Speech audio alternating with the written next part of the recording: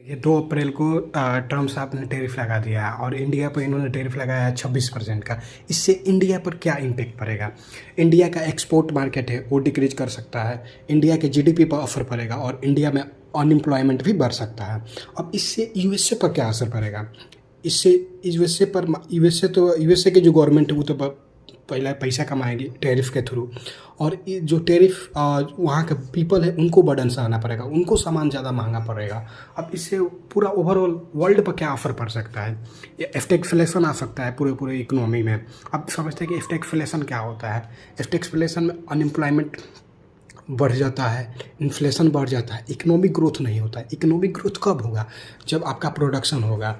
अब मान के चलिए कि आप बिजनेसमैन हैं तो आप प्रोडक्शन कब कीजिएगा? जब आपका जो माल है वो बिकेगा। अब जब यहाँ पर अमेरिका ने आप टैरिफ लगा दिए है तो आप अमेरिका में सामान बेचने जाइएगा तो यहाँ पर महंगा पड़ेगा। जब महंगा पड़ेगा तो यहाँ के लोग खरीदना बंद कर देंगे। इससे आपका प्रोडक्शन पर असर पड़ेगा। अब प्रोडक्शन के कारण ही आपका जीडीपी ग्रोथ करता है। जब आपका इकोनॉमिक ग्रोथ नहीं होगा तो आपका जीडीपी भी ग्रोथ नहीं करेगा। और जब इकोनॉमिक ग्रोथ नहीं होगा तो एम्प्लॉयमेंट भी नहीं बढ़ेगा, जिससे अनएम्प्लॉयमेंट बढ़ने की घटना हो सकती है, अनएम्प्लॉयमेंट भी बढ़ सकता है। इसी को बोलते हैं स्टैगफ्लेशन। एक टैरिफ के कारण क्या क्या हो सकता है आप इस वीडियो में जान चुके हैं।